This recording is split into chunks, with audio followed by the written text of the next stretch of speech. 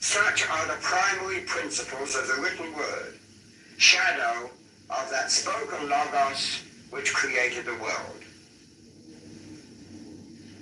Each student has the task to ascertain for himself, where the Kabbalah is concerned, what must be considered true and reliable, and to set up on his own score a reliable standard of reference. This standard can only be spiritual experience. For this reason, the Tree of Life has been adopted as the framework of practical magic, since it is, in the first place, open to synthetic and constructive classification, and because it provides what may suitably be called a magical alphabet. It must be noted that the word alphabet is used, and it is so used in preference to the word language and the developments therefrom. The Kabbalah does not attempt to provide a complete magical language or an entire philosophy. Only by spiritual experience may the latter be acquired. But from the alphabet of ideas, numbers, and symbols, and the intimations which it presents, the student may find himself enabled, with the aid of magical research and with the aid of the inner spiritual experience, to construct a satisfactory edifice of a high philosophy which will take him through life. Previously, the Tree of Life was considered as a numerical symbol of the orderly progression of the universe from ideality, as a classifying medium to which to refer systematically the spiritual hierarchies, and finally, as a frame of reference for ideas, symbols, and signs which enter into practical magic. The Sephiroth may be thought of as cosmic forces, as emanations whose chief sphere of operation is in the macrocosm. The Sephiroth, I might add, are the basic concepts to be found on the Tree of Life. The crown is almost more luminous and complete than those of Pythagoras, a theology by and gains, and sublime and persistent through the fleeting ages. It is by definition a metaphysical and spiritually sensitive point of consciousness, indivisible, supreme, the center from which flows all the energy and all the forces of man. As direct vehicles are the next two Sephiroth, the powers of Chokhmah and Binah, wisdom and understanding, the two manifested poles of the creative instrument which it employs. Yet not only are they instruments, but they are in reality the highest aspects of the activity of the spiritual being, whose hallowed light is infinite and eternal. In man, these two Sephiroth are represented by principles which we call the will and intuition. Existing on the creative plane, representing the potencies emanating from the divine self in the archetypal world, the will and soul constitute with the self the imperishable, unchanging man. Yet so absurd are the ways of man, and so far have we drifted from essentials, that few of us consciously realize our essential Godhood. So why don't you show That the we, grace? like Christ, like Buddha, like Krishna, are sons of God, gods in all verity. As the will is the active, energetic, creative power in man, and inasmuch as in practical magic, the wand is the ceremonial instrument of creation, so is the wand the true symbol of the spiritual will, one, upright, towering to the heavens, a mighty and irresistible power of creation.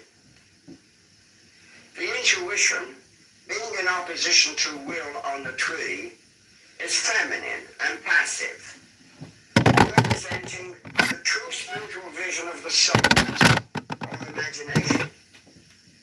Like the chalice on the altar, it is ever open to receive the dictates and commands issuing from above.